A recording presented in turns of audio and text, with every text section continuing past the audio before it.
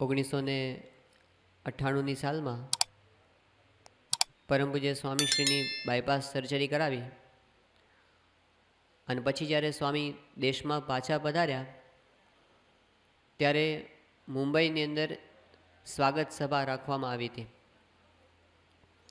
એ સ્વાગત સભાની અંદર સ્વામીશ્રીએ પોતે વાત કરી કે દેશ અને પરદેશમાં બધા હરિભક્તોએ બહુ પ્રાર્થના કરી અને પ્રાર્થનાને લીધે શ્રીજી મહારાજના પ્રતાપ એમને સાજા થઈ ગયા. આટલી વાત કરીને પછી સ્વામી એક વાત કરી. બાપા કે આપણે જે કંઈ પ્રાર્થના કરીએ એની અસર થાય છે, આ મારો અનુભવ છે. આવું સ્વામી કીધું. આપણે જે પ્રાર્થના કરીએ એની અસર થાય છે, આ મારો અનુભવ છે. સત્પુરુષનો અનુભવ કોઈ દિવસ આપણી જેવો મિથ્યા હોતો નથી, એમનો સાચો અનુભવ હોય છે. અને સ્વામીએ કીધું કે મેં ઘણી વખત આ વાત અનુભવ કરીને તમને કરી છે. તો એવી જે પ્રાર્થના ગઈકાલે આપણે જોયું હતું કે યોગીજી મહારાજ પ્રાર્થના કરતા, શાસ્ત્રીજી મહારાજ પ્રાર્થના કરતા અને આજે સ્વામી પ્રાર્થના કરે છે. પણ એમાં પહેલું મહત્ત્વનું તત્વ કે એને અતિશય શ્રદ્ધા, કે આ પ્રાર્થના જેમ સામે ભગવાન બેઠા હોય અને જેમ સાંભળતા હોય એવા ભાવથી એ પ્રાર્થના કરે છે. યોગીજી મહારાજની જે પ્રાર્થના યોગી ગીતા ગ્રંથની અંદર વણાયેલી છે, એનો ઇતિહાસ એવો છે કે યોગીજી મહારાજ 1967ની સાલમાં મહેળાવ પધાર્યા હતા. ડિસેમ્બર મહિનો હતો. આમાં લખ્યું છે કે શાસ્ત્રીજી મહારાજની જન્મભૂમિ તીર્થસ્થાન મહેળાવમાં યોગીજી મહારાજ 9મી ડિસેમ્બર 1967ના પ્રભાતમાં ગુરુ ભક્તિના રસસાગરમાં નિમગ્ન થઈ ભાવ વિભોર બન્યા હતા. શાસ્ત્રીજી મહારાજ મૂર્તિમાન સામે બિરાજતા ન હોય, શશીને જોઈને સાગર જેમ હિલોળે ચડે તેમ આ રસસાગરમાં ભક્તિભાવના પૂર ઉમટ્યા હતા. તેમાંથી જે રસબિંદુઓ ઉડતા હતા તેનો આ હૃદયંગમ અને સ્મૃતિસભર દૃશ્યના દર્શકે અત્રે સંગ્રહ કરેલો છે. મહેળાવ શાસ્ત્રીજી મહારાજના જન્મસ્થાનના દર્શન કરવા માટે આપણે બધા ગયા છીએ. તો મંદિરની બાજુમાં જે આપણને પગથિયા દેખાય છે ઉપર જવા માટેના, પહેલા માળે દાદરો ચડ્યા પછી તરત જ ડાબી બાજુની એક નાની ઓરડી છે અને એમાં યોગીજી મહારાજનો ઉતારો એ વખતે હતો. વહેલી સવારે 5-5:30ની વચ્ચે યોગી મહારાજ પોતે જાગીને બેઠા અને યોગીજી મહારાજની રીત એવી હતી કે દરરોજ સવારે મંગળ પ્રવચન કરતા. તો યોગીજી મહારાજ પોતે બેઠા થઈ અને સામે જે 4-5 સંતો હતા, એમાં એક તો વિવેક સાગર સ્વામી હતા, બીજા ઈશ્વરચરણ સ્વામી હતા, પછી મહંત સ્વામી હતા, નિરંજન સ્વામી હતા અને ગુણવંતભાઈ દાણી હતા. આટલા જ હતા, બીજું કોઈ વધારે હતું નહીં. અને એમાં યોગીજી મહારાજ પોતે એકદમ શાસ્ત્રીજી મહારાજની સ્મૃતિ કરતાં કરતાં ભક્તિભાવની અંદર ઊંડા ઉતરી ગયા અને પછી જાણે સમાધિ ભાષામાં બોલતા હોય એમ યોગીજી મહારાજ આંખો બંધ કરીને આ પ્રાર્થના બોલવા જ માંડ્યા. યોગીજી મહારાજના અંતરમાંથી આ જે પ્રાર્થના આવી છે એ કંઈ એમણે ગોઠવીને શબ્દો તૈયાર કર્યા નથી. બસ એના અંતરમાં જે ભાવ આવ્યા એ એમને બોલતા જ ગયા યોગીજી મહારાજ. વિવેક સાગર સ્વામીનો આપણે ખાસ આભાર માનવો જોઈએ કે એમણે લખી લીધી પ્રાર્થના. એ વખતે કંઈ અત્યારને જેવી બહુ વ્યવસ્થા નહીં કે દરેક વખતે પેલું હાજર હોય, પેલું માઇક્રોફોન કે જેનાથી આપણે રેકોર્ડિંગ કરી શકીએ. પણ જેમ યોગીજી મહારાજ બોલતા ગયા એમ વિવેક સાગર સ્વામી લખતા ગયા અને એટલા માટે આપણને આ પ્રાર્થના પ્રાપ્ત થઈ છે. તો યોગીજી મહારાજે એ વખતે જે વાતો કરેલી એમાં શરૂઆતની અંદર આ સ્થાનનો મહિમા કહે છે યોગી બાપા. યોગીજી મહારાજ કહે છે આ ગુરુનું સ્થાન મહેળાવ છે, તેનો અદ્ભુત મહિમા છે. શાસ્ત્રીજી મહારાજનો અહીં જન્મ થયો. વૃંદાવનની ભૂમિ કરતાં આ ભૂમિ શ્રેષ્ઠ છે. ઝાડ પાન પૃથ્વીના રજકણો પવિત્ર થયા છે. અહીં 11 વર્ષ રહ્યા. તુલસીના માંજર કરી મંદિરો બાંધતા.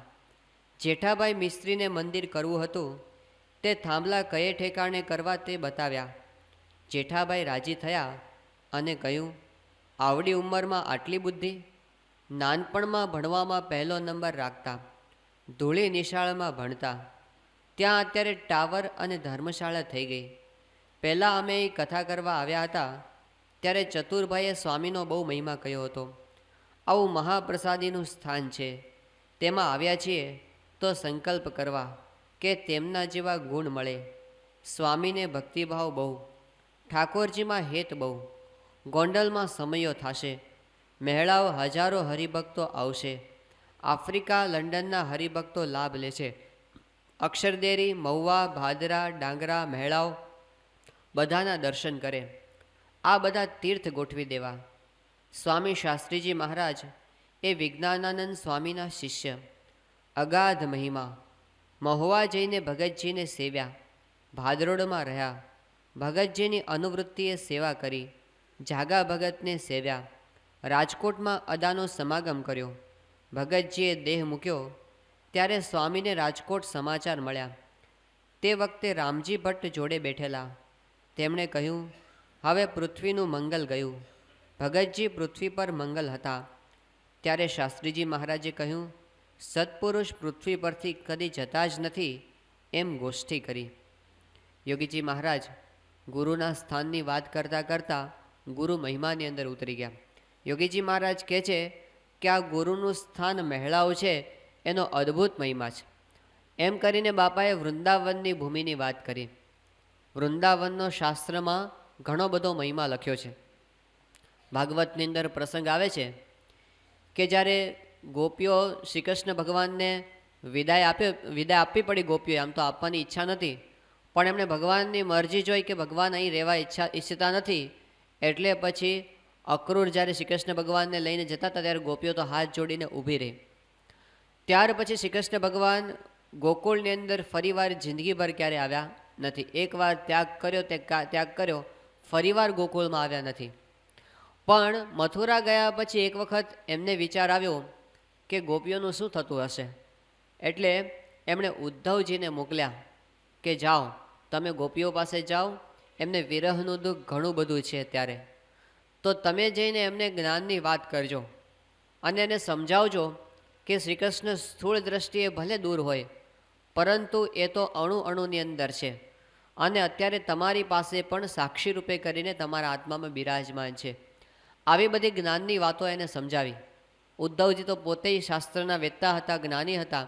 એટલે એમણે વિચાર્યું કે ચલો આપણે જઈને ગોપીઓને સમજાવીએ. ઉદ્ધવજી બહુ ચોવટિયા હતા, એવું મહારાજે વચનામૃતમાં લખ્યું છે.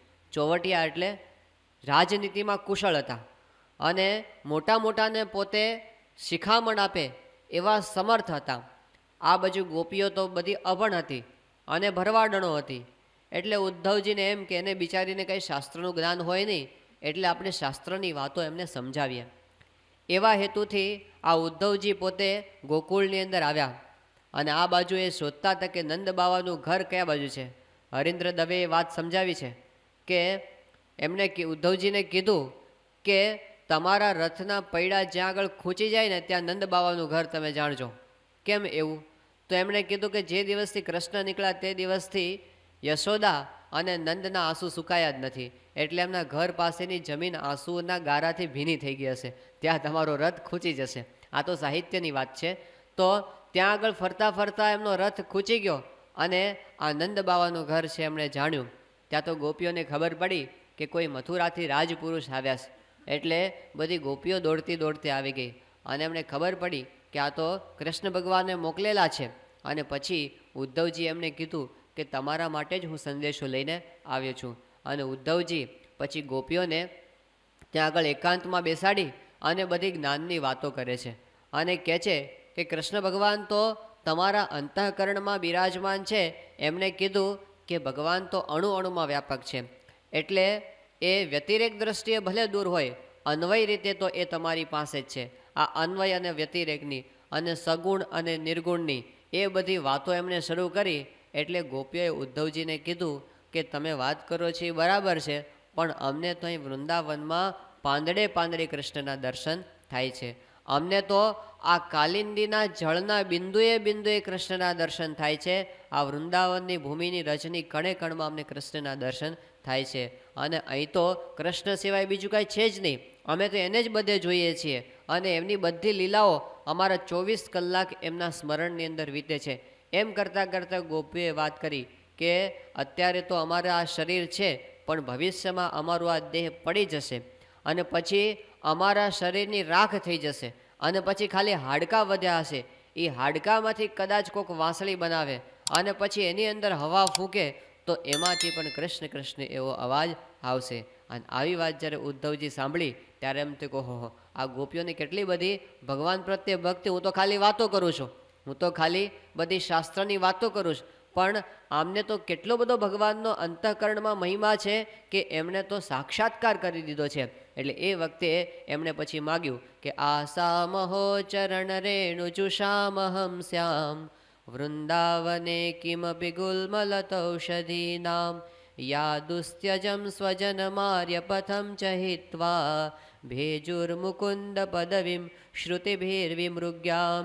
કે આ ગોપીઓ કેવી છે કે શ્રુતિઓના માર્ગને પણ એમણે કૃષ્ણ ભગવાનને રાજી કરવા માટે ત્યાગ કરી દીધો અને દુસ્ત્યજ એવો જે કુલ ધર્મ એનો પણ ત્યાગ કરી અને લાજ શરમ મૂકી અને પોતે એક ભગવાનને વરીને બેઠી છે.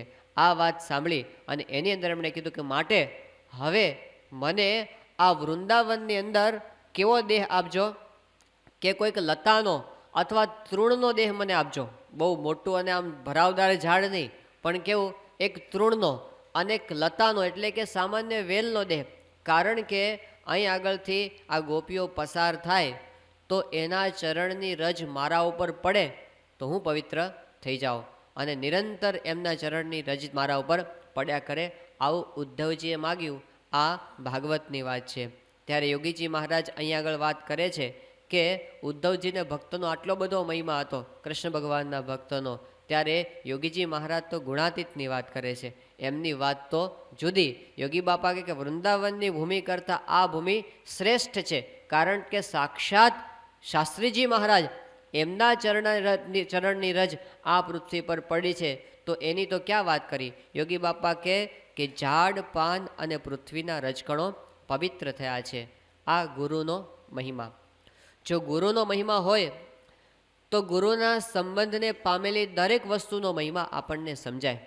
યોગી બાપાની આ રીત હતી કે શાસ્ત્રીજી મહારાજનો મહિમા એટલો બધો સમજ્યા હતા, એમના સંબંધને પામેલી દરેક વસ્તુનો એમને મહિમા. પ્રસંગ આપણે સાંભળીએ છીએ કે ગોંડલમાં એકવાર ગુણવંતભાઈ દાણી યોગી બાપાને ફરિયાદ કરી કે બાપા આ યુવક છે ને એ બીડી પીવે છે, એવું યોગીજી મહારાજને કીધું. એટલે યોગી બાપા કે તમે શાસ્ત્રીજી મહારાજના દર્શન કર્યા છે? હવે પેલી વાતને આ વાતને કાંઈ લેવા દેવા જ નહોતા.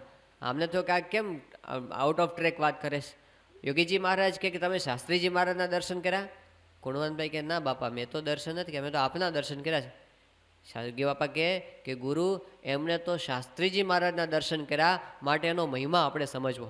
હવે આવો મહિમા શાસ્ત્રીજી મહારાજના દર્શન માત્ર, બીજું એમણે કંઈ વિશેષ એકાંતિક ધર્મ સિદ્ધ કરી દીધો એવું તો છે જ નહીં, પણ શાસ્ત્રીજી મહારાજના દર્શન કર્યા એનો આટલો મહિમા. આપણે એ ન જોવું કે બીડી પીવે છે કે નથી જોતા. ગુરુના સંબંધને પામેલી વસ્તુનો મહિમા. એકવાર મુંબઈમાં અમે વધરામણી ગયા હતા અને મલાડની અંદર પેલી ધનજીવાડી છે, સાવ સામાન્ય ચાલી, અને એની અંદર બધા નાના નાના ઝૂંપડાની અંદર આપણા હરિભક્તો પણ અમુક ત્યાં આગળ રહે છે. તો એક હરિભક્ત ત્યારે છે બાબુભાઈ વંડરા, એક નાની ખોલી 10 બાય 10ની, અને એમાં એની ઘર વખરી ગણો જે ગણો તે બધું એમાં, અને એમાં અડધી દુકાને એમાં આવી જાય. દુકાન છે ને કે પેલી ફેરી કરે છે એ કપડાની ફેરી, તો એ ત્યાં આગળ પોતે રહે છે. એમણે પોતે વાત કરી કે જ્યારે 1980ની સાલમાં પોતે અહીંયા એમનું વતન છે બાઢડા, એટલે એમણે કીધું કે એકવાર હું યોગીજી પ્રમુખ સાંઈ મહારાજ બધે પંચતીર્થી કરવા નીકળેલા, ત્યારે પછી મને પણ સાથે લાભ મળેલો અને અમે બાઢડા ગયા હતા. અને ત્યાં આ પેલું જાગા સ્વામીનું જન્મસ્થાન, અને ત્યાં પછી અમે દર્શન કરવા માટે ગયા. ત્યારે સ્વામી દર્શન કરતા હતા ઠાકોરજીના, હું બાજુમાં ઊભો હતો અને મેં એટલું કીધું કે સ્વામી મેં જાગા સ્વામી છે ને અમારી જ્ઞાતિના કહેવાય, એવું એમણે કીધું. અને મારો જન્મ બાઢડામાં થયો હતો. એટલે સ્વામી એકદમ રાજી થઈ ગયા. એમ જાગા સ્વામીને સ્વામી ભેટી પડ્યા, એને સ્વામી ભેટી પડ્યા કે જાગા સ્વામીના જન્મસ્થાનમાં તમારો જન્મ થયો છે. આ એમને મહિમા. તો પોતાના ગુરુના સંબંધને પામેલી નાનામાં નાની વસ્તુનો પણ એમને મહિમા એ આપણને દેખાય. યોગીજી મહારાજને તો સંબંધની વસ્તુનો કેટલો બધો મહિમા. એકવાર પ્રસંગ કહે છે મહંત સ્વામી કે જેતપુર બાજુ વિચરણની અંદર હતા યોગી મહારાજ, અને મહંત સ્વામી તો ભગતમાં એ વખતે. તો એ વખતે એવું થયું કે યોગીજી મહારાજ દૂર એક બસ ઊભી હતી, આમ દેખાતું નહોતું ક્યાંની બસ છે, પણ ખાલી ઊભી હતી. એટલે એમણે કીધું મહંત સ્વામીને કે આ બસને દંડવત કરો. કે આ બસને છે ને દંડવત કરવાના? એમણે કીધું કે બાપા કહે કે આ તો ગોંડલની બસ છે. એટલે આમને વિશ્વાસ ના આવ્યો, ખરેખર ગોંડલની બસ છે કે નહીં. મહંત સ્વામી કે હું પેલા પાટીઓ નજીક જોઈને જોયા આગળ, કારણ કે પેલી બાજુ પાટીઓ હતો, અને આગળ જઈને જોયું ને બોર્ડ, ખરેખર ગોંડલની બસ હતી. એટલે પછી એમણે દંડવત કર્યા યોગીજી મહારાજના વચને. હવે ગોંડલની બસનો શું મહિમા કે આમાંથી હરિભક્તો ઘણી વખત બેસીને ગોંડલ જતા હોય છે. આ બસની અંદર ક્યારેક બેઠા હશે ને, અને અક્ષરદેરી પાસેથી પસાર થાય એ બસ, એટલે એ પ્રસાદીની થઈ ગઈ બસ. તો આટલો બધો એક નાનામાં નાની વસ્તુનો યોગીજી મહારાજને મહિમા. આપણને ઘણી વખત આમ પાગલપણું લાગે ને, ગાંડા જેવું લાગે, પણ આ એમનો સાક્ષાત્કાર હતો.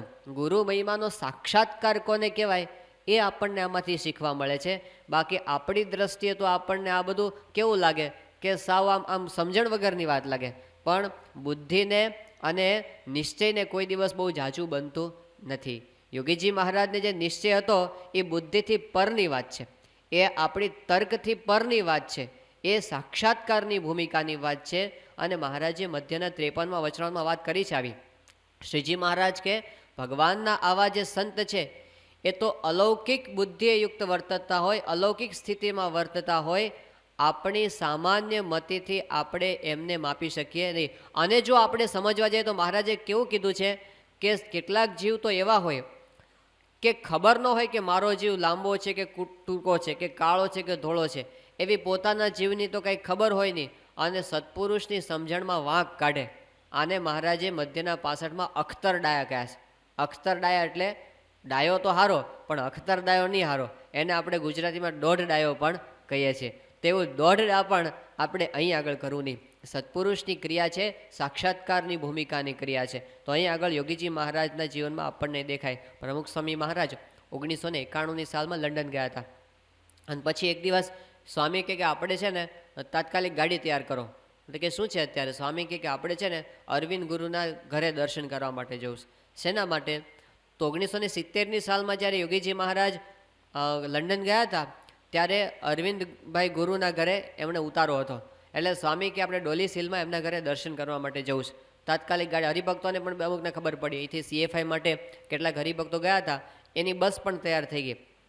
એટલે સ્વામી ત્યાં આગળ પહોંચ્યા ગાડીમાં ડોલી સીલ, અને પછી ઉતરીને સ્વામી એકદમ ભાવ વિભોર, જાણે એ 20 વર્ષ પહેલાંની ઘટના તાદૃશ જોતા હોય ને એમ સ્વામી વર્ણન કરવા માંડ્યા. સ્વામી કે અરવિંદભાઈ ગુરુનું ઘર અને મહાપ્રસાદીનું. યોગી બાપા અહીંયા આગળ 1.5 મહિનો રહ્યા, અને પછી આમ ચડતા આવે સ્વામી કે અહીંયા આગળ યોગીજી મહારાજ બેસતા, અહીંયા આગળ પૂજા કરતા, પછી અહીંયા આગળ હરિભક્તોને મળતા, અહીંયા આગળ ઉકાળા પાણી કરવા માટે બેસતા, અહીંયા આગળ જમતા, પછી પગથિયા બહુ સાંકડા પગથિયા છે ઉપર ચડવા માટેના. એટલે પછી યોગીજી મહારાજ સ્વામી પોતે ઉપર પછી આમ હાથનો ટેકો લઈને ઉપર ચડ્યા, અને ઉપર ચડતા આવે સ્વામી કહે અહીં આગળ યોગીજી મહારાજ યુવકોને બેસાડતા, અને સ્વામી કે અહીં આગળ મટકા રહિતનું ધ્યાન કરાવતા. એમ બોલતા બોલતા સ્વામી દંડવત કરવા માંડ્યા. એકલા ભાવ વિભોર થઈ ગયા હતા, દંડવત કરવા માંડ્યા. અને પછી ઊભા થયા, અને ત્યાં પેલી બસ આવી, અને બસવાળાને સ્વામી પાછું આખું રિપીટ કર્યું કે અહીં આગળ યોગીજીમાં બેસતા, આમ કરતા તેમ કરતા, એ બધું આખું રિપીટ કર્યું. અને પછી કીધું બધા દંડવત કરજો. અને પછી સ્વામી નિરાતે દર્શન કરીને પાસે નીચે આવ્યા, ત્યાં બીજી બસ આવી. સ્વામી ગાડીમાં બેસી ગયા હતા, બીજી સ્વામી પાછી ગાડી ખોલાય કે ખોલો, પાછા નીચે ઉતર્યા. અને એ બસના હરિભક્તોને સ્વામી પાછું ફરીવાર બધું સમજાવ્યું કે અહીં આગળ યોગીજીમાં જ આવી રીતે રહ્યા હતા, મહાપ્રસાદીનું સ્થાન છે. તો યોગીજી મહારાજના સંબંધને પામેલા સ્થાનનો આટલો બધો મહિમા આ ગુરુ મહિમા છે. તો ગુરુનો મહિમા કેવો હોવો જોઈએ એ યોગીજી મહારાજે આપણને આ શીખવાડ્યું, એ એમની ભૂમિકા છે.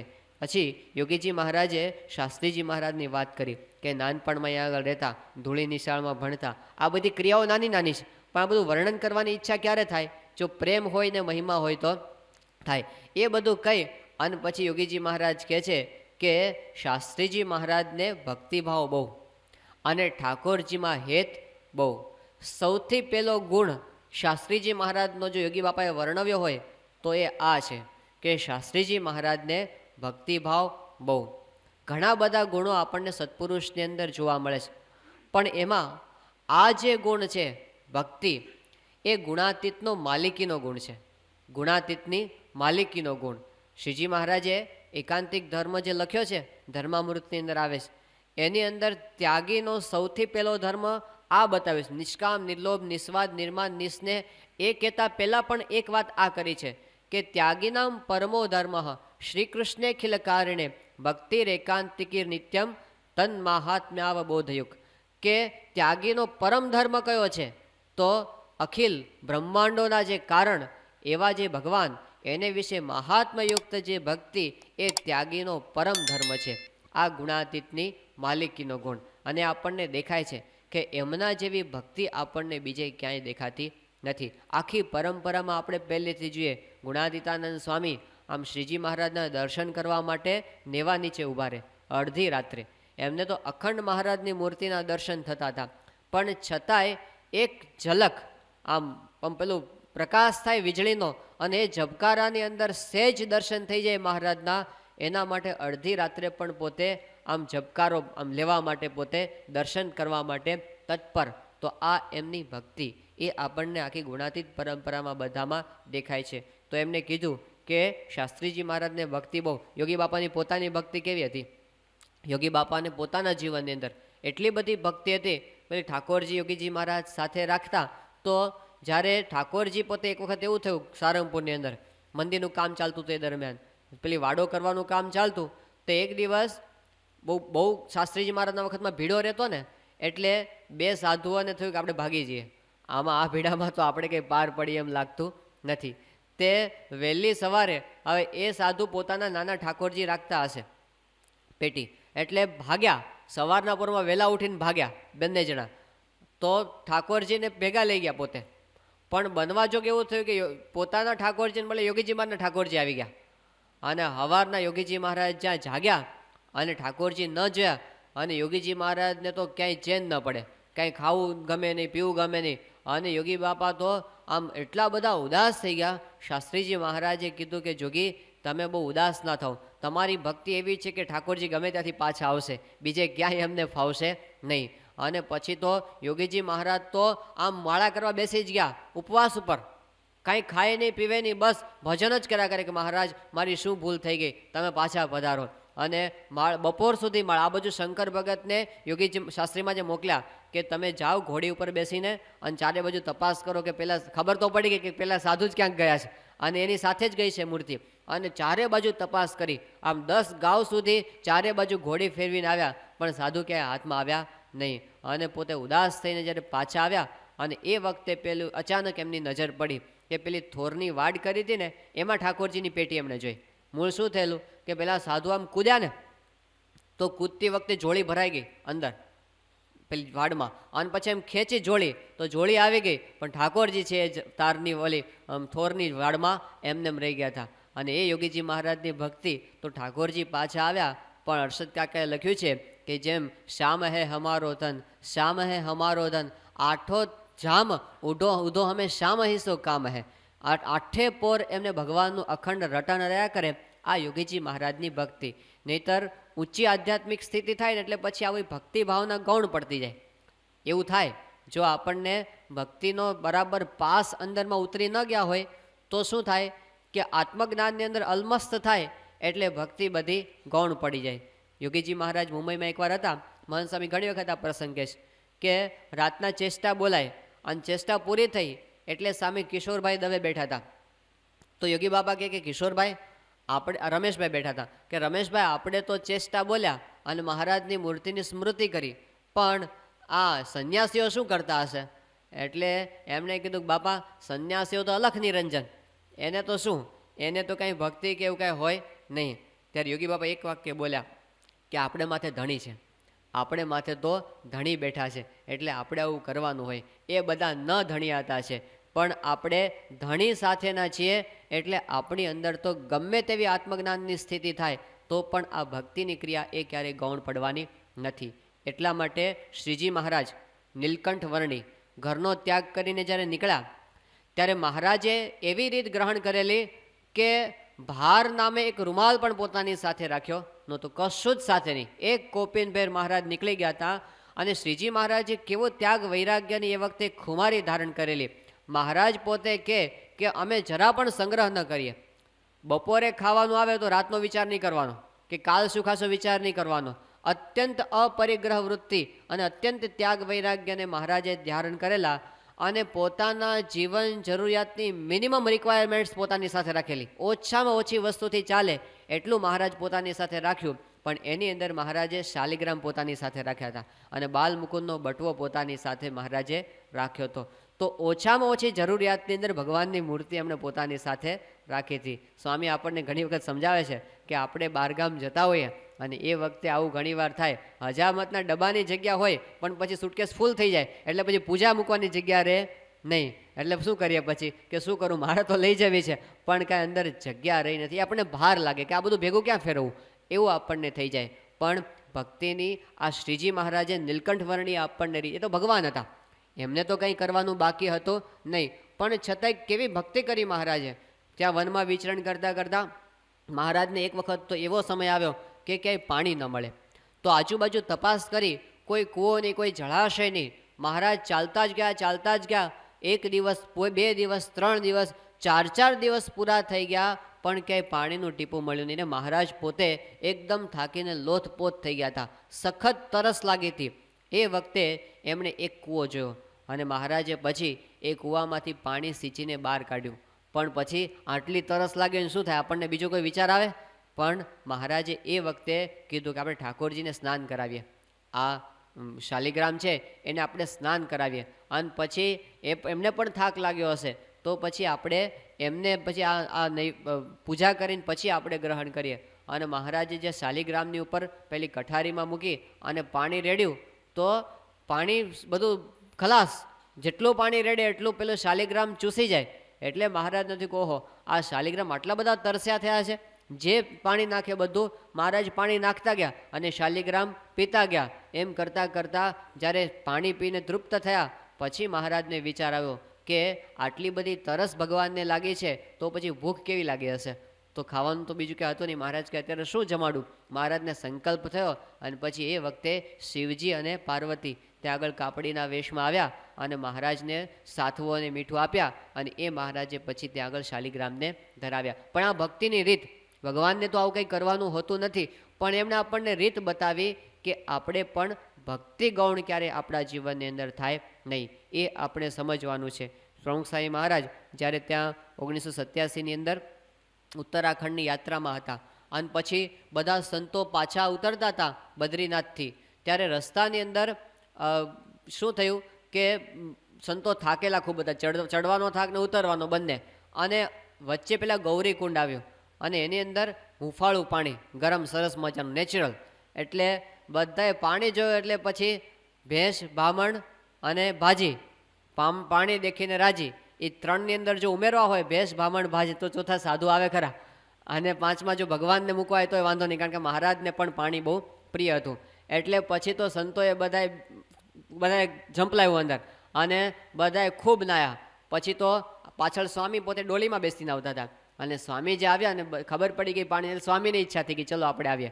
અને સ્વામી ત્યાં આગળ આવ્યા અને પછી પાણીમાં અંદર હજી પગ મૂક્યો એ પહેલાં સ્વામી કે ઠાકોરજી લાવો. કેમ કે સ્વામી કે ઠાકોરજીને પણ થાક લાગ્યો હશે.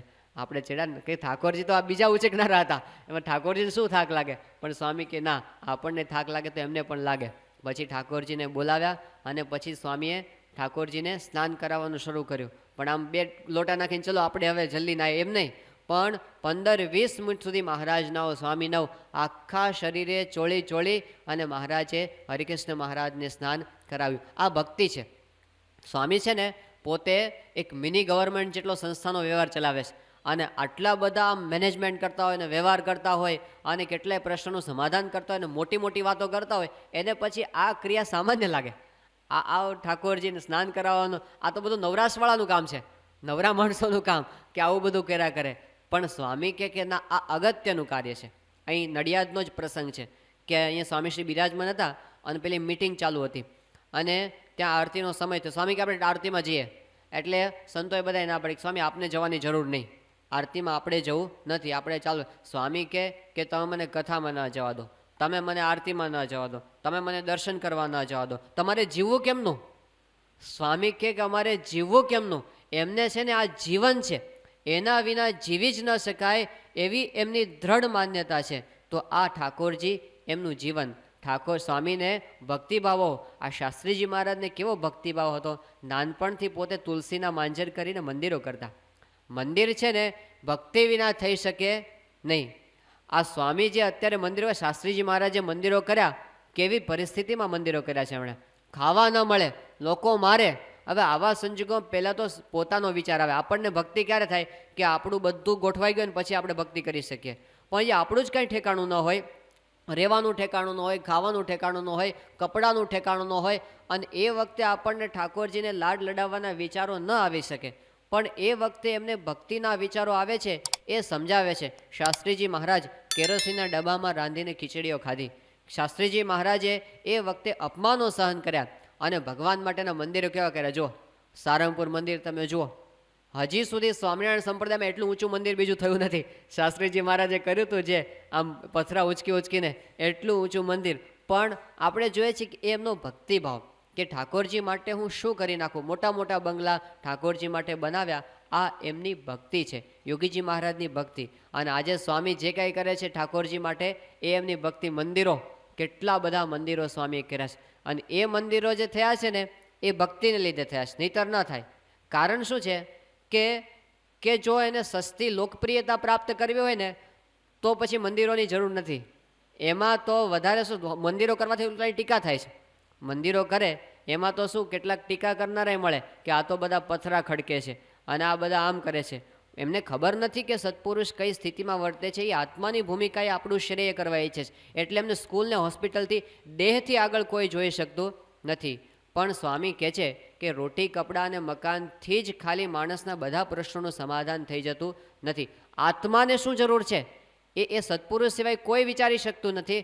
એમની સામે દ્રષ્ટિ છે. શ્રીજી મહારાજે કીધું કે ઉપાસના રેવાસરો અમે ભગવાનના મંદિરો કર્યા છે. મધ્યનું 27મું વચનામૃત કે જો મંદિર ન હોય, ઉપાસનાનો નાશ થઈ જાય અને પાછળથી અંધધંધ માર્ગ બધો પ્રવર્તે. એટલા માટે એમણે આ મંદિરો કર્યા છે કે જેની અંદર ભગવાનની ઉપાસના રહે. સમાજ સેવાની પ્રવૃત્તિ તો મંદિરની સાથે બધે થાય છે. આપણે જોઈએ છીએ કે જ્યાં જ્યાં મંદિર છે ત્યાં આગળ સમાજનો ઉત્કર્ષ થાય છે. ભુજમાં તાત્કાલિક આપણે સેવા કરી શક્યા, એનું કારણ શું? મંદિર હતું એટલે ખાલી 1.5 કલાકની અંદર 150 સંતો અને 7,000 જેટલા હરિભક્તો, કાર્યકરો આપણા, એ ત્યાં આગળ સેવામાં પહોંચી શક્યા. અને તાત્કાલિક આપણે 3-4 હજાર માણસનું પેલું ભોજન ને બધું ગરમ ભોજનની વ્યવસ્થા આપણે કરી શક્યા અને 4 મહિના સુધી વ્યવસ્થા એ ચલાવી શક્યા. એનું કારણ શું? મંદિર હતું એટલે. તો મંદિરના આધારે સર્વાંગી વિકાસ થાય. એની અંદર બાળકોના સંસ્કાર મળે, યુવકોને સંસ્કાર મળે, એમાંથી મહિલા મંડળની પ્રવૃત્તિઓ ચાલે. 162 જેટલી પ્રવૃત્તિઓ મંદિરને કેન્દ્રમાં રાખીને થાય છે. પણ મંદિરનું મુખ્ય કાર્ય શું છે? ભગવાનની ઉપાસના એ મુખ્ય કાર્ય છે. એ ભૂલાવવું ન જોઈએ કે સૌથી વધારે મુખ્ય કાર્ય ભગવાનની ભક્તિ છે. એટલા માટે અને સ્વામીશ્રી એટલા માટે મંદિરો આપણે કર્યા. લંડન મંદિર જ્યારે સ્વામીશ્રીએ 1995ની સાલમાં કર્યું અને ભારતીય સંસ્કૃતિની આખી ઇમેજ બદલાઈ ગઈ લંડનની અંદર. આપણા ભારતીયોને શરમ આવતી હતી કે હું હિન્દુ છું એમ કહેતા, પણ જ્યારે મંદિર બન્યું ત્યારે હવે એ લોકોને ગૌરવ થયું કે અમે પણ કંઈક. બાકી લોકોને કેવું, ત્યાં તો સ્કૂલની અંદર મંકી ગોડ ને એલિફન્ટ ગોડ કહી અને હનુમાનજીને આપણા ગણપતિ બાપા એની મજાક જ કરે. અને આપણા છોકરાઓને શરમ આવે કે અમારો ધર્મ તો ખરેખર આવો છે. પણ જ્યારે આ મંદિર થયું ને સાચી આપણી સંસ્કૃતિની ખબર પડી, એ લોકોના મસ્તક છે એ ઉન્નત બન્યા. પણ વધારે શું થયું, ત્યાં આગળ હિન્દુજાએ પોતે વાત કરેલી કે છેલ્લા 50 વર્ષથી આ પરદેશની ધરતી ઉપર ભારતની છાપ વધારવા માટે ઘણા બધા એમ્બેસેડરોએ ઘણા બધા પ્રયત્નો કર્યા છે. પણ આ એક મંદિરે 1 વર્ષમાં જેટલું કામ કર્યું છે 50 વર્ષમાં ભારતના આઈએએસ ઓફિસરો કરી શક્યા નથી. તો એ જે મંદિર, એનાથી આપણી સંસ્કૃતિને આપણી ઉપાસનાની રીત છે એ ચાલી. અને એને લીધે ગિનિસ બુક ઓફ વર્લ્ડ રેકોર્ડ્સવાળા આવ્યા અને એમણે ગિનિસ બુકમાં લખ્યું કે ભારતની બહાર વિશ્વનું સૌથી મોટું હિન્દુ મંદિર હોય તો એ લંડનનું સ્વામિનારાયણ મંદિર છે. અને પછી આવા એક પહેલો રેકોર્ડ હતો. અને જ્યાં 6 મહિના થયા ત્યાં લોકો ફરીવાર આવ્યા અને ફરીવાર કે અમારે બીજો રેકોર્ડ તમારો નોંધાયો છે. કયો?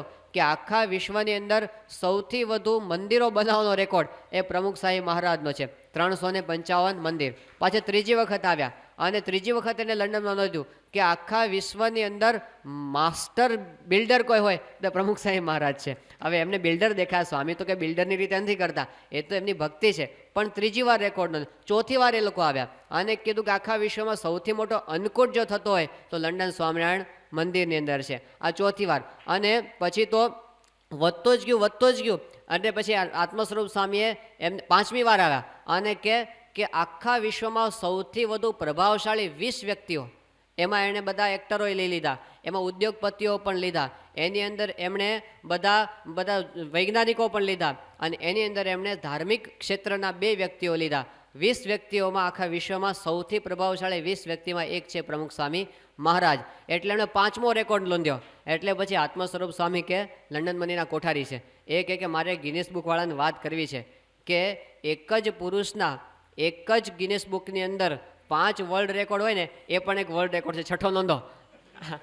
તો આ તો સ્વામી કંઈ રેકોર્ડ બનાવવા માટે કરતા નથી, એ તો એમની અંતરની ભક્તિ છે કે ન કરવું હોય તો પણ સહેજે આ રેકોર્ડ એમનેમ થઈ જાય છે. અને જાય છે આપણે 475 જેટલા મંદિરો સ્વામી કર્યા, આ એમની ભક્તિ છે. બાકી કેવું થાય કે આપણને જેમાં વખાણ થતા હોય ને એ કરવું ગમે, આમાં તો વખાણ થતા નથી, લોકો ઉલટાના ટીકા કરે છે. જો અત્યારે સ્કૂલને હોસ્પિટલ કરવા માંડે તો એની અંદર તો વખાણે થાય છે, એ આપણને અનુભવ થાય છે, પૈસા એમાં તો લોકો આપનાર મળે. અમે અમૃત મહોત્સવ વખતે વિચરણમાં હતા મુંબઈમાં, તો સ્વામી પેલી આઈ હોસ્પિટલ બનાવી છે, પ્રમુખ સ્વામી મહારાજ આઈ હોસ્પિટલ, અને એની સાથે સાથે અમૃત મહોત્સવનો પ્રોજેક્ટ હતો. પણ લોકો છે ને આપણે જે એટલે પછી અમૃત મહોત્સવની અંદર તો આવું બધું ભક્તિને એવી બધી ક્રિયા થવાની, તો આપણને કે હોસ્પિટલ માટે અમે પૈસા આપશો, આના માટે નહીં આપીએ. તો હોસ્પિટલ માટે દાન આપનારે બહુ મળી રહે અને એમાં તમને લોકપ્રિયતા જલ્દી પ્રાપ્ત થતી. સ્વામી એ કાર્ય કરે છે કે સમાજને શું જરૂર છે પોતે પૂરેપૂરી પોતાની શક્તિ એમાં જોડી દે છે, પણ આ પાસાને ગૌણ થવા દેતા નથી કે આ તો મુખ્ય છે. આ શરીર માટે છે એ 5-50 વર્ષનું છે, આત્મા માટે છે અનંતકાળ માટેનું છે, એને ગૌણ થવા દેતા નથી. આ સંતની દ્રષ્ટિ છે, આ સરકાર નહીં કરી શકે, સરકારની લિમિટેશન્સ છે કે આ વિચારી શકતા નથી. હકીકતમાં તો ગવર્મેન્ટની પોતાની પણ ફરજ છે કે ખાલી આપણા શરીરનું ધ્યાન ન રાખે, આપણા આત્માની ઉન્નતિ થાય એનો પણ વિચાર કરે, પણ એમની મર્યાદા છે અમુક, એ નથી કરી શકતા. તો સંતનું આ કાર્ય છે કે એ આપણા આત્માની ઉન્નતિનો વિચાર કરે. એમને ભક્તિભાવ છે, અખંડ ભગવાનને કેમ કરીને પ્રસન્ન કરવા અને ભગવાનની દ્રષ્ટિ આપણા પર કેમ થાય એટલા માટે. અને એટલે સ્વામીએ ત્યાં લંડનની મંદિર કર્યું ને, હજી તો મંદિરની પ્રતિષ્ઠાને 2 દિવસની વાર હતી. લંડન મંદિરની પ્રતિષ્ઠાને 2 દિવસની વાર હતી અને આપણને ખબર છે કે જ્યારે છેલ્લા દિવસો હોય પ્રતિષ્ઠાના, આમ 2 દિવસની વાર કેવી તડામાર તૈયારીઓ ચાલતી હોય, આમ કંઈક તો કામ બાકી જ હોય, રાત દિવસ બધા કામ ચાલતા હોય અને એ ઉત્સવનો જ વિચાર આપણને આવતો હોય. તો એ વખતે સ્વામીએ મિટિંગ કરી. શેની મિટિંગ કરી ખબર છે? દિલ્હીના અક્ષરધામ માટેની મિટિંગ કરી. હજી પ્રતિષ્ઠાને 2 દિવસ એક તો પૂરું નથી થયું, ત્યાં એમણે બીજું, એ થાકતા જ નથી. અત્યારે આ એમની 84 વર્ષની ઉંમર છે સ્વામીની, અને 84 વર્ષની ઉંમરે સ્વામી કેટલા પ્રોજેક્ટ ઉપાડ્યા છે વિચાર કરીએ તો ખબર પડે. આખી દુનિયામાં તો અમેરિકામાં કામ ચાલે, લંડનની અંદર ચાલે, અહીં આફ્રિકાની અંદર ચાલે, આ બાજુ મિડલ ઇસ્ટમાં ચાલે, અહીં ભારતની અંદર અક્ષરધામનું ચાલે, ગુજરાતની અંદર 10 મંદિરોની અંદર કામ ચાલે, ભાવનગરની અંદર, જામનગરની અંદર, જુનાગઢની અંદર નવા શિખરબદ્ધ મંદિરો થાય, અને પછી એની સાથે હોસ્પિટલો અને સ્કૂલોના કામ બરોડાની અંદર થાય છે, રાયસરની અંદર થાય છે, નાગપુરની અંદર થાય છે, સારંગપુરમાં થાય છે. આટલા બધા પ્રોજેક્ટ એક સાથે ચાલતા હોય પણ છતાં એમની ભક્તિ ગૌણ પડતી નથી અને એમને હજી ઉત્સાહ ઓછો થતો નથી. બાકી 60 વર્ષે માણસ એમને રિટાયર થઈ જાય, મનથી તો રિટાયર થઈ જાય કે હવે બસ બહુ થયું, હવે આપણે આરામ કરો. એમને ક્યારે 84 વર્ષે આરામનો વિચાર આવતો નથી અને એટલા બધા એક્ટિવ છે, 700 ને એક્ટિવ રાખે છે. એ જો સેટ ઢીલા પડે ને તો બધા ઢીલા પડી જાય એમ છે, પણ એ પોતે એવા એક્ટિવ છે, કોઈને નવરા પડવા દેતા નથી એકે સાધુને. આ એમની વિશેષતા છે. પણ એ સ્વામીએ ત્યાં લંડનની અંદર એક રિપોર્ટરે પ્રશ્ન પૂછ્યો કે તમારો ભવિષ્યમાં કંઈ સંકલ્પ છે, શું કરવું એમ, કે તમારે આટલી એ કે ના યોગીજી મહારાજના સંકલ્પ એ અમારા સંકલ્પ. તો કે ના, તોય તમારો વિશેષ કાંઈ સંકલ્પ કરો. સ્વામી કે જ્યાં જ્યાં જમીન મળે ને ત્યાં મંદિરો કરવા છે. એમને આ સંકલ્પ એટલા માટે છે, આપણું રૂડું કરવા માટે. એ જુએ છે કે આપણું સારું છે, એમાં સંત આર્ષ દ્રષ્ટિવાળા છે, આપણે લિમિટવાળી દ્રષ્ટિ. આ દિવાળની પાછળનું આપણને દેખાતું નથી, પણ એને આપણી સંસ્કૃતિ કેવી રીતે જીવંત રહેશે એમને દેખાય છે. તો એમની દ્રષ્ટિએ જો આપણને જોઈએ તો ખબર પડે આ એમનો ભગવાન પ્રત્યેનો ભક્તિભાવ છે અને એ આપણી સનાતન સંસ્કૃતિ છે. એટલે અહીં આગળ યોગી બાપા કહે છે કે શાસ્ત્રીજી મહારાજને ભગવાનમાં ભક્તિ બહુ અને ઠાકોરજીમાં હેત બહુ. અને પછી એમણે એક પ્રસંગ લખ્યો છે. એ કહે છે કે જ્યારે ભગત શાસ્ત્રીજી મહારાજ એ ત્યાં રાજકોટમાં અભ્યાસ કરતા હતા સંસ્કૃતનો. અને એ વખતે સમાચાર આવ્યા કે ભગતજી મહારાજ છે એ ધામમાં પધાર્યા છે. ત્યારે ત્યાં આગળ રામજી ભટ્ટ બેઠા હતા અને એ ઉદાસ થઈ ગયા. એમણે કીધું કે ભગતજી મહારાજ એ તો પૃથ્વી પર મંગલ હતા, હવે પૃથ્વી પરનું મંગલ છે એ જતું રહ્યું. ત્યારે શાસ્ત્રીજી મહારાજે કીધું કે સત્પુરુષ ક્યારેય પૃથ્વી પરથી જતા જ નથી. આ એમણે ગોષ્ઠી કરી. એ ગોષ્ઠીની અંદર મુદ્દો છે કે સત્પુરુષ એટલે ગુણાતીત, સત્પુરુષ એટલે અક્ષર બ્રહ્મ. અત્યારે આપણે જોઈએ છે કે ગુરુની સંખ્યા એટલી બધી વધતી જાય છે કે હવે શિષ્ય કરતાં ગુરુ વધી જાય એવું થાય કે કારણ કે બધાને ગુરુ થવું ગમે છે. અને શાસ્ત્રમાં ગુરુનો એટલો બધો મહિમા કીધો છે એટલે આપણને થઈ ચલો આપણે પણ ગુરુ બની જઈએ એવી ઈચ્છા થઈ જાય. સારંગપુરની અંદર એવું થયેલું. હમણાં ત્યાં 1991-92 સાલનો પ્રસંગ છે. અમારે ગૌશાળાની અંદર સારંગપુરમાં એક માણસ કામ કરે, એનું નામ મેલો, નામ એનું મેલો, અને જેવા નામ એવા જ ગુણ. એ ક્યારે નાતો હશે એ ભગવાન જાણે, પણ એ ત્યાં આગળ ભજન બહુ સારા ગાય.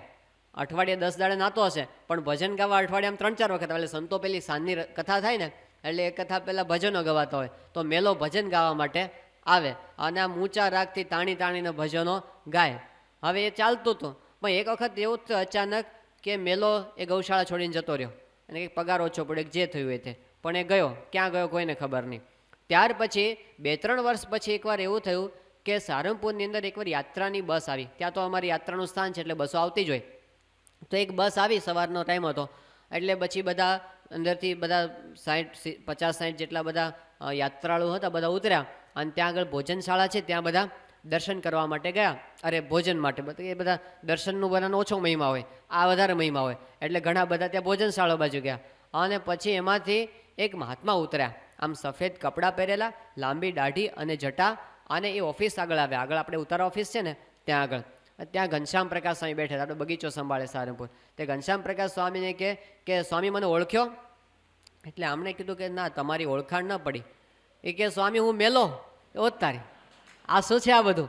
એ કે સ્વામી હું હવે આશ્રમ ચલાવું છું અને આ બધા મારા શિષ્યો છે અને હું બધાને જાત્રા કરાવવા માટે નીકળ્યો છું. આટલું સહેલું છે ગુરુ બનવું. માથે જટા વધારો દો, દાઢી વધારો અને પછી જો ભજન ગાતા આવડી જાય તો કંઈ ગુરુ થવું આ લોકની અંદર જાજુ અઘરું નથી. દુનિયા ઝુકતી હૈ, ઝુકાને વાલા ચાહીએ. આવું આવડી જાય તો આ ભારતની અંદર તો આવું છે. એટલે ગુરુઓનો તો રાફડો ફાટી જાય. પણ સાચા અર્થમાં ગુરુ કોને કહેવાય? યોગીજી મહારાજે ગુણાતીતને ગુરુ કીધા છે. અને એવા સત્પુરુષ એ તો અનાદિના, અને એટલે યોગી બાપા કે ગુણાતીત તો એક જ, બીજા કોઈ મેળે માવજીભાઈ થઈ શકે નહીં. કદાચ લોકમાં મનાય પૂજાય એ તો લોકનું અજ્ઞાન છે એટલે બધા લોકોનું ચાલે છે. પણ સાચા અર્થમાં ગુણાતીત છે એની વાત તો કંઈક જુદી છે. એટલે યોગીજી મહારાજે અહીંયા આગળ એ સમજાવ્યું કે એ ગુણાતીત વિના કલ્યાણ થાય નહીં. બાકી આચાર્ય રઘુવીરજી મહારાજ એમના વર્તનમાં આટલી કોઈ ખામી કાઢી શકે નહીં. આચાર્ય રઘુવીરજી મહારાજ એનું પછી તો ભવિષ્યની અંદર બીજે બધું આપણને એવું આચાર્યમાં રહ્યું નહીં, પણ રઘુવીરજી મહારાજનું વર્તન તો અત્યંત શુદ્ધ હતું, અત્યંત. અને એમની ભક્તિભાવ પણ એવો, અને મહારાજ પ્રત્યે એમની નિષ્ઠા પણ એવી. પણ એ રઘુવીરજી મહારાજને જ્યારે અંતરના દોષો પીડતા હતા એ કોણ કાઢે? એ વખતે આચાર્ય મહારાજે કોના સામું દ્રષ્ટિ કરી? ગુણાતીતાનંદ સ્વામી પાસે. અને ગુણાતીતાનંદ સ્વામીને કીધું કે સ્વામી મારી અંદર તો આટલા બધા રજોગુણ તમોગુણના બધા વેગ અને ઘાટ ઉપડ્યા છે, તો તમે એમને આમાંથી મને બચાવો. ગુણાતીતાનંદ સ્વામી કે તીર્થવાસી થઈને તમે જૂનાગઢ આવો, તમારી અંતરની ગ્રંથિઓ બધી હું ગાળી નાખું. અને જ્યારે પોતે વડતાલનું આચાર્ય પદ છોડી અને જૂનાગઢ સત્પુરુષનું શરણ ગ્રહણ કર્યું ત્યારે આચાર્યનું કલ્યાણ થયું. આચાર્યનું કલ્યાણ ક્યારે થયું? સત્પુરુષનો આશરો કર્યો ત્યારે થયું. અને 4 મહિનામાં એમને પ્રતીતિ આવી ગઈ કે મને બ્રહ્મરૂપ સ્થિતિ મારી થઈ ગઈ છે. તો સ્થિતિ કરવી એ જુદી વાત છે. ગુરુપદ તો બધા શોભાવી શકે, એમાં કંઈ બહુ મોટી વાત નથી. ગુરુપદ શોભાવવું એ જુદી વસ્તુ છે, અને જ્યારે અંતરની ગ્રંથિઓ ગાળવી એ જુદી વાત છે. તો ગુણાતીત છે એ કરી શકે છે, એ એમની વિશેષતા. તેમનું વર્તન બોલે, એમનું જીવન બોલે, અને એવો અનુભવ એ બીજાને કરાવી શકે, એ એમની વિશેષતા છે. શ્રીજી મહારાજ અંતર્ધાન થયા પછી ડભોઈના એક હરિભક્ત હતા, એનામાં હતું કરુણાશંકર. હવે એમણે વિચાર કર્યો કે મારે મહારાજના બધા સ્થાનોમાં દર્શન કરવા માટે જવું, સમાગમ કરવા માટે. અને પોતે નીકળ્યા ડભોઈથી અને બધા મંદિરોના દર્શન કરી અને પાછા જ્યારે જુનાગઢ પહોંચ્યા ત્યારે ગુણાતીતાનંદ સ્વામી પાસે એને સમાગમ કરીને રહ્યા અને ખબર એને લાગ્યું કે અહીં આગળ સત્સંગનો રંગ કંઈક જુદો છે. બીજે બધે હું ગયો તો બીજે સત્સંગ કેવો થયો છે, આમ ઘરડો થઈ ગયો છે. એટલે ગુણાતીતાનંદ સ્વામી પાસે જઈને કીધું કે સ્વામી, હું આખા સત્સંગમાં ફર્યો, પણ શ્રીજી મહારાજ અંતર્જાન થયા પછી બધે સત્સંગ સુકાઈ ગયો એવું લાગે છે, ઘરડો થઈ ગયો એવું લાગે છે, અને આ જુનાગઢની અંદર તો મને લીલો પલ્લવ સત્સંગ દેખાય છે. ત્યારે ગુણાતીતાનંદ સ્વામીએ કીધું કે અહીં આગળ સત્પુરુષના સાનિધ્યમાં ભગવાન સાક્ષાત બિરાજમાન છે, એટલા માટે સત્સંગ લીલો પલ્લવ છે. સ્વામિનારાયણ સંપ્રદાયના ઘણા બધા આપણે મંદિરો જોઈએ છે અને ઘણી જગ્યાએ સ્વામિનારાયણનું ભજન થાય. લીલો પલ્લવ સત્સંગ ક્યાં છે? જ્યાં આગળ સત્પુરુષ છે, ત્યાં આગળ નિયમ ધર્મ છે, ત્યાં આગળ આજ્ઞા અને ઉપાસના છે, ત્યાં આગળ શુદ્ધ સમજણ છે, ત્યાં આગળ સમર્પણ છે, ત્યાં આગળ ભક્તિ છે, એ આપણને દેખાય છે. તો સત્પુરુષ જ્યાં આગળ છે ત્યાં સત્સંગ લીલો પલ્લવ, કારણ કે એમના દ્વારા મહારાજ પોતે અખંડ બિરાજમાન છે. તો એ આપણે સમજવાનું. 1984ની સાલમાં જ્યારે સ્વામીશ્રી ડાયર્સબર્ગમાં હતા એ વખતે શું થયું કે એક હરિભક્ત અજાણ્યા હતા અને પહેલી વખત સ્વામીના દર્શન માટે આવતા હતા. તો છીતુભાઈ આપણા હરિભક્ત સેવણીના, એને ત્યાં સ્વામી પોતે બિરાજમાન હતા. આ જેક્સન ટેનેસી સ્ટેટની વાત છે. તો ત્યાં આગળ એક આ લીમડીના હરિભગત સ્વામીને મળવા માટે આવ્યા. ઇન્દ્રસેનનું નામ હતું. તો એણે સ્વામીને પગે લાગીને વાત કરી કે સ્વામી, હું ગુજરાતથી આવું છું. એટલે સ્વામી રાજી થયા કે આ ગુજરાતથી હરિભક્ત અમેરિકાની અંદર મળ્યા. સ્વામીને કીધું હું આપને પહેલી વાર દર્શન કરું છું. પછી એમણે વાત કરી કે અમેરિકા હું હમણાં આ 4-5 મહિના પહેલાં જ આવ્યો છું. આ નહીં આવતા પહેલાં હું ગુજરાતના બધા તીર્થધામોના દર્શન કરવા માટે ગયો હતો. પછી એમણે વાત કરી કે એ દર્શન કરતી વખતે હું પછી આપણે ગોંડલ અક્ષરદેરી છે ને એના દર્શન પણ મેં કર્યા છે. અને અક્ષરદેરીની વાત આવે અને સ્વામી એકદમ ભાવમાં આવી ગયા. સ્વામી કે ઇન્દ્રસિંહ, તમે જે અક્ષરદેરીના દર્શન કર્યા ને એ જ અક્ષર, એ જ ગુણાતીતાનંદ સ્વામી અત્યારે તમારી સાથે વાતો કરે છે. આ સ્વામીના શબ્દો. એટલે ગુણાતીતાનંદ સ્વામી એવી વાત કરી હતી કે તમારા બધાના દેહ 5-10 વર્ષમાં પડી જશે, મારો દેહ પડવાનો નથી, હું તો ચિરંજીવી છું અને અમારો દેહ પડવાનો નથી, અમારા દ્વારા મહારાજ અખંડ સત્સંગમાં પ્રગટ રહેવાના છે. તો ગુણાતીતાનંદ સ્વામી ગયા જ નથી, એનું એ જ સ્વરૂપ છે. એટલા માટે જ્યારે યોગી બાપા હતા એ પોતે જુનાગઢમાં હતા, 18 સદગુરુઓની સેવા એમણે કરેલી. 18 સદગુરુઓ બધા જ સમર્થ હતા અને વચન સિદ્ધ હતા, દીકરાઓ આપે. બાલમુકુદાસ સ્વામી જેવા તો આમ સોરઠના ભગવાન કહેવાય એવા એમના પરચાઓ બધા. પણ છતાંય યોગીજી મહારાજ શાસ્ત્રીજી મહારાજની અંદર જે રીતે જોડાયા એ રીતે બીજે ક્યાંય જોડાયા નથી. એમની અંદર એક મેક થઈ ગયા. એવી રીતે આપણે આદર તો બધાનો, પણ જે અનન્ય નિષ્ઠા હોય એ તો ગુણાતીત ગુરુની આપણી અંદર હોવી જોઈએ. આ યોગી બાપાએ આપણને શીખવાડ્યું. બાકી જુનાગઢ છોડવાનું કારણ શું હતું? જુનાગઢમાં બધું જ હતું. જુનાગઢની અંદર તો ગુણાતીત અક્ષર પુરુષોત્તમ જ્ઞાન પણ હતું. ત્યાં અક્ષર પુરુષોત્તમની વાતો જુનાગઢમાં થતી હતી. ત્યાં આગળ નિયમ ધર્મવાળા સદગુરુઓ હતા અને યોગીજી મહારાજ પોતે 16-17 વર્ષની ઉંમર ત્યાંથી જુનાગઢ છોડીને અહીંયા આવી ગયા શાસ્ત્રી મહારાજ પાસે. પણ ત્યાં તો 2 જ વર્ષ રહ્યા છે જુનાગઢની અંદર. છતાંય યોગીજી મહારાજ આખી જિંદગી જુનાગઢને ભૂલી શક્યા નથી. યોગી બાપાને એટલું બધું, અમારા જુનાગઢમાં અમે સવારે વહેલા ઉઠતા અને આમ દાંતણ કાપવા જતા અને વાસીદું કરી નાખતા. યોગી બાપા જુનાગઢને આખી જિંદગી યાદ કર્યું છે. આટલું બધું જુનાગઢ સાથે એ સ્થાન સાથે એમને હેત હતું, છતાં પણ એ સ્થાન એમને છોડ્યું છે. એના માટે એક જ કારણ કે ત્યાં આગળ શાસ્ત્રીજી મહારાજ નહોતા. બસ શાસ્ત્રીજી મહારાજ જ્યાં હોય ત્યાં આપણું સ્થાન. બાકી શાસ્ત્રીજી મહારાજ વડતાલથી ભગતજીનો સમાગમ કરવા માટે મોવા શા માટે જતા? વડતાલમાં તો આચાર્ય હતા. વડતાલમાં હરિકૃષ્ણ મહારાજની મૂર્તિ, જે મહારાજે પોતે પધરાવેલી પોતાની મૂર્તિ એ હતી. વડતાલની અંદર મહારાજની પ્રસાદીનો જ્ઞાનબાગ, વડતાલની અંદર મહારાજની પ્રસાદીનું ગોમતી તળાવ, સભા મંડપ, 200 વખત મહારાજ પંગતમાં પીરસેલું એવું સભા મંડપનું સ્થાન, આ બધું જ હતું. પણ વડતાલની અંદર ભગતજી મહારાજ નહોતા અને મહુવાની અંદર કશું નહોતું. છતાં પણ શાસ્ત્રીજી મહારાજ ત્યાં સુધી પોતે પહોંચ્યા. તો સત્પુરુષ પ્રધાન છે. સંત સ્વામી પાસે એક વખત એક ભાઈ આવ્યા હતા બોટાદના.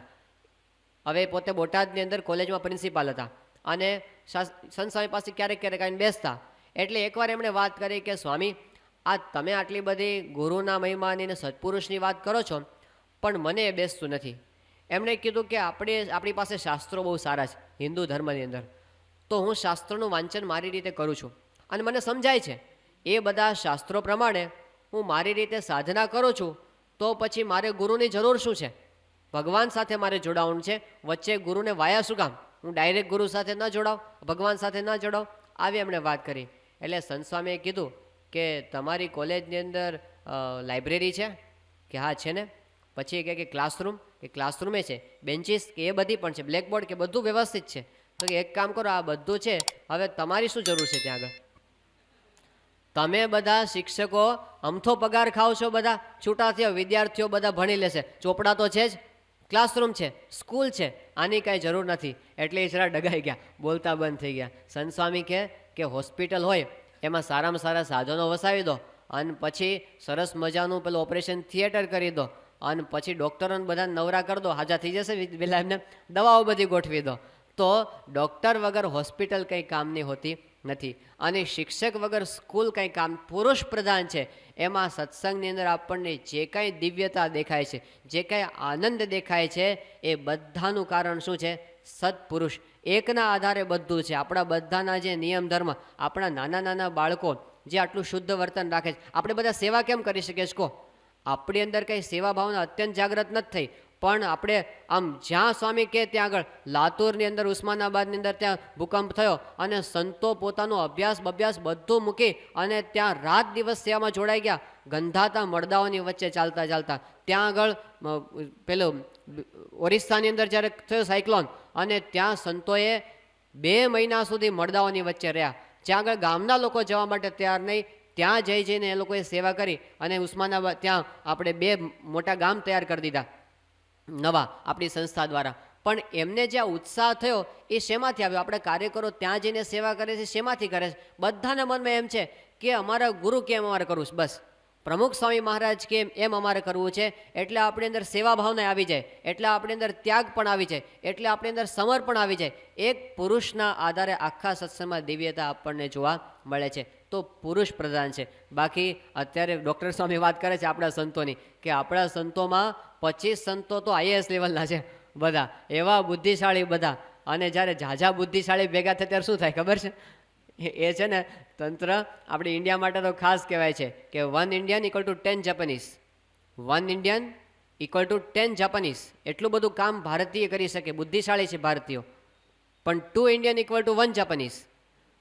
જો 2 ભેગા થાય તો પૂરું. અને 3 ઇન્ડિયન = 0. જો 3 ભેગા થયા તો પછી કોઈ કામ જ ના કરી શકે, કારણ કે કોઈ કોઈનું માને તો ને, તો બધા જ બુદ્ધિશાળી ભેગા થાય. પણ એક પુરુષ એવા છે, ઘરમાં 5 દીકરાઓને એક સરખા રાખી શકાતા નથી. અઘરું પડી જાય બાપને કે બધાને સંપીને રાખવા. આ 700 છે, અને એમાં કેટલા જુદી જુદી ખોપરીવાળા અમેરિકાથી આવ્યા છે, હાર્વર્ડ યુનિવર્સિટીના ગ્રેજ્યુએટ થયેલા આવ્યા છે, અને સાવ આદિવાસી વિસ્તારના પણ અહીં આગળ છે. અહીં આગળ MBA થયેલા છે, અહીં આગળ ડૉક્ટર્સ છે, એન્જિનિયર છે, ચાર્ટર્ડ એકાઉન્ટન્ટ છે, અને સાવ અંગૂઠા છાપ પણ છે. બધા પ્રકારના છે. તો ઊંચામાં ઊંચી જ્ઞાતિ, સામાન્ય જ્ઞાતિમાંથી અબજોપતિ બાપના દીકરાઓ છે કે જેના ઘરે અત્યારે સોનાના પલંગ હોય. વિશ્વેરી સ્વામીના ભાઈઓને બધા કેવા છે? આપણો રાહુલ હમણાં સાધુ થયો આ વખતે, વિરાટ ભગત અમેરિકામાં દીક્ષા લીધી, હવે એના ઘરની જાહો જલાલી તમે જુઓ. એ છોકરો સોનાની ચમચી મોઢામાં લઈને જન્મ્યો છે એવું કહે તો ચાલે. એવી રીતે રહ્યો છે ત્યાં અમેરિકાની અંદર, કે એ જે કોલેજમાં ભણતો હતો ત્યાં જોર્જ ટાઉન યુનિવર્સિટીની અંદર, તો એ પોતે જે ફ્લેટ ભાડે રાખ્યો, એકલા માટે આખો ફ્લેટ ભાડે રાખ્યો હતો, તો મહિને $10,000 પોતે ભાડું ચૂકવતો હતો. $10,000 રૂપિયા નથી, હા, એટલે 5 લાખ રૂપિયા તો ખાલી મહિનાનું ભાડું એ ચૂકવતો હતો. એનું પોકેટ મનીનો ખર્ચ રોજનો $1,000 હતો. આવી રીતે પોતે જીવતો હતો. અને જોર્જ ટાઉન યુનિવર્સિટી આખા અમેરિકાની અંદર જે લોયર માટે સારામાં સારી યુનિવર્સિટી કહેવાય તો આ યુનિવર્સિટી. અમેરિકામાં ડૉક્ટર કરતાં લોયરનો મીમાં વધારે છે, વકીલો બહુ કમાય છે. હવે એ યુનિવર્સિટીનો ટોપ 10માં હતો, 1 થી 10માં. અને એટલા માટે એ હજી ભણતો હતો ત્યાં એના માટે ઓફર આવી ગઈ. કેટલી? $1.5 લાખ પગારની નોકરી, 75 લાખ રૂપિયાના પગારની નોકરી આમ સામે. અને ઠોકર મારીને એ છોકરો અહીંયા આગળ ભારત આવી ગયો. હવે અહીંયા સારંગપુરમાં શું છે? અમારે સારંગપુરમાં તો એને સંડાસ બાથરૂમ રોજ સાફ કરવાના. સારંગપુરમાં કાંઈ એને ગાડી નથી. અમારે જો જવાનું હોય ને તાજપર કાંઈક એમ હરિભક્તોને ઘરે, તો ટ્રેક્ટરમાં બેન છકડામાં બે જવાનું. એની પોતાની ત્યાં $90,000 ગાડી એ છોકરો વાપરતો હતો, પેલી સ્પોર્ટ્સ કાર હોય ને એવી એ પોતાની ગાડી હતી. અહીં બધું છોડી અને જનરલની અંદર રહેવાનું. 1-2 જોડ ધોતિયા અને 2 જોડ જભા, એ સિવાય બીજું કાંઈ મળે નહીં. અહીં આગળ એને સવારે 4 વાગે ઉઠવાનું, મને ઠાકોરજીના હાર માટે ફૂલ તોડવા માટે જવાનું અને પાછું એને ચોગાન સફાઈ કરવાની. અહીંયા આગળ કશું જ નથી, માથે મુંડાવી દેવાનું. હવે એ કેટલા તો શેમ્પુ વાપરતો હતો જાત જાતના બધા, એ બધું જ એક પુરુષના આધારે આટલો ત્યાગ. એને પૂછે કે તું સાધુ કેમ થાય કે બસ પ્રમુખ સ્વામીને રાજી કરવા. ભોળપણમાં સાધુ નથી થયો, એ 1.5 વર્ષ ટ્રેનિંગ લીધી અને આ બધામાંથી પસાર થયો. એણે નક્કી કર્યું કે આ લાઈફ જ મારા માટે ઉત્તમ છે. અને અત્યારે હમણાં હ્યુસ્ટનની અંદર પ્રતિષ્ઠા વખતે એણે દીક્ષા પણ લીધી. તો આવા પણ છે અને સાવ ગરીબ પરિવારમાંથી પણ આવ્યા છે. એ બધા બે ભાઈની જેમ રહે છે. પેલો ગરીબ માંદો પડ્યો હોય તો અમેરિકાનો સાધુ એની સેવા કરે છે. એના માટે આ બધું જ જે સ્વામી એક કરીને રાખી શકે છે, આ સત્પુરુષની મહત્તા છે. તો સત્સંગમાં જે કંઈ દિવ્યતા દેખાય છે, આનંદ દેખાય છે, an institution is the lengthened shadow of its leader. કોઈ પણ સંસ્થા છે એમના લીડરનો પડછાયો છે. એમના લીડર જેવા હોય એવો એની પાછળ આખો સમાજ તૈયાર થાય. જો ગુરુ લાલચુ હોય અને લોભ્યો, આખો સમાજ પાછળ એવો થાય. એ બધા અહમ ને મમત્વ, હુંસા તુસી વાળા જ થાય. આખો સંપ્રદાય પાછળ એવો થાય. અને જો ગુરુ એવા હોય કે જેના અંતરમાં રાગ ન હોય, દ્વેષ ન હોય, અહમ ન હોય, મમત્વ ન હોય, તો આખો ભક્તિભાવવાળો સમાજ એની પાછળ તૈયાર થાય. તો યોગીજી મહારાજે એટલે અહીં આગળ શાસ્ત્રીજી મહારાજને પ્રધાન રાખ્યા અને કીધું કે એ આપણે ખાટી શું ગયા, આપણે ખાટી એટલા માટે ગયા કે સત્પુરુષ ક્યારે પૃથ્વી પરથી જતા જ નથી, એટલે આપણે ફાવી ગયો. આવીને જતા રહ્યા હોત તો પાછા આપણે ખાલી વાતો કરવાની રહેત હવામાં કે આજથી 100 વર્ષ પહેલાં અથવા 200 વર્ષ પહેલાં અમારે ત્યાં આવા ગુરુ થઈ ગયા. આપણે છે એવું કહી શકત નહીં, પણ છે એવું આપણે કહી શકીએ છીએ. તો એ આ શાસ્ત્રીજી મહારાજનો સિદ્ધાંત, સત્પુરુષ ક્યારે પૃથ્વી પરથી જતા જ નથી, એટલે આપણે ફાવી ગયા છીએ. તો યોગીજી મહારાજની પ્રાર્થનાનો આ મર્મ કે ગુણાતીત ગુરુ, એ ગુરુ સાચા ગુરુ છે અને એમની પ્રાપ્તિ થાય ત્યારે આપણા જીવનમાં આધ્યાત્મિકતા સિદ્ધ થતી હોય છે. તો એમને આપણે સમજી શકીએ એ મહારાજ સ્વામીના ચરણોમાં પ્રાર્થના. શ્રી સ્વામિનારાયણ ભગવાનની જય.